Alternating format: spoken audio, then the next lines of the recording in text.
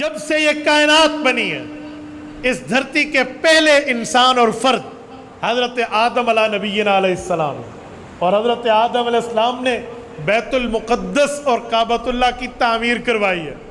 کعبۃ اللہ اور بیت المقدس کی تعمیر میں علماء نے لکھا ہے 40 سال کا فرق ہے۔ پہلے کعبۃ اللہ ہے، پھر بیت المقدس ہے۔ یہ دور آدم علیہ السلام میں تعمیر ہے۔ حضرت سلیمان کے دور میں تو تعمیر نو ہوئی تھی۔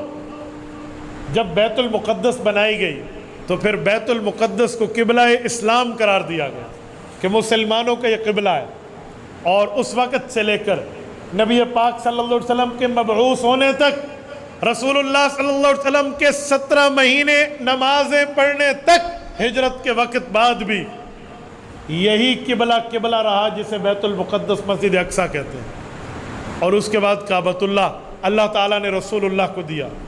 میری بات کا مطلب یہ ہے، عمر فاروق وہ شخص ہے جس نے بیت اللہ کو فتح کر کے اسلام کی جھولی میں ڈالا ہے، بیت المقدس کو فتح کر کے بھی اسلام کی جھولی میں ڈالا ہے۔ بیت المقدس کا فاتح بھی تو عمر فاروق ہے نا۔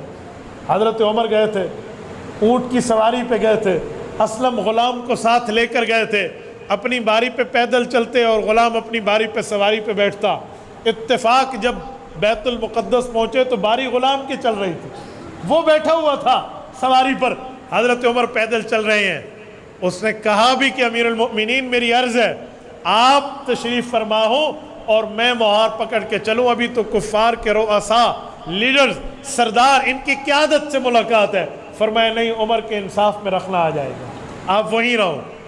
تو جو کفار تھے، وہاں کے نصارہ پادری تھے، پریسٹ تھے، وہ لوگ، انہوں نے امیر المؤمنین عمر فاروق کو پیدل چلتے دیکھا تو اپنی انجیل میں لکھی ہوئی ایک نشانی کو پورا پایا کہ جب عمر اس کو فتح کرنے آئے گا تو وہ پیدل چل رہا ہوگا اور غلام سواری پر ہوگا۔ ایسے انہوں نے بغیر جنگ کے حضرت عمر کو چابیاں نہیں دے دی تھی۔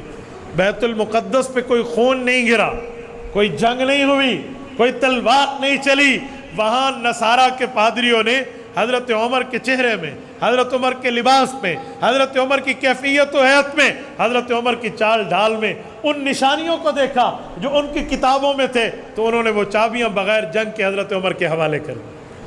اور میرے دوستو، حضرت عمر رضی اللہ تعالیٰ عنہ کی باتیں تو قرآن بھی بتاتا ہے، ذالک مثلہم فی التوراۃ و مثلہم فی الانجیل، کہ یہ وہ شخصیت ہیں جن کی نشانیاں اللہ تعالیٰ نے حضور پاک صلی اللہ علیہ وسلم کے قرآن سے پہلے انجیل میں اور حضور پاک کے قرآن اترنے سے پہلے تورات میں ذکر فرمائی ہیں، اور یہ نشانیاں یہاں موجود تھی، وہ نشانیاں دیکھی گئیں، عمر فاروق میں پوری ہوئی۔